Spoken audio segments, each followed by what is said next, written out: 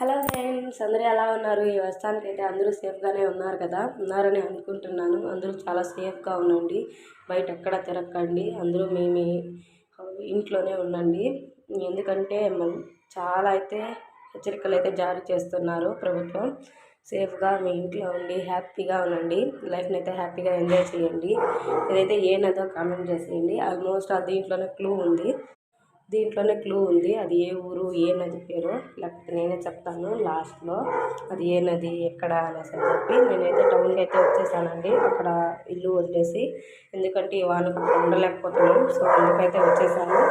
ఇప్పటికైనా అర్థమైండాలా ఈ నది ఏంటో, అర్థమైండాలా అది ఏ నది, ఎక్కడ, ఏ టెంపుల్ చాలా చాలా ఫేమస్ అండి. ఇంకొక క్లూ కూడా ఇస్తాను.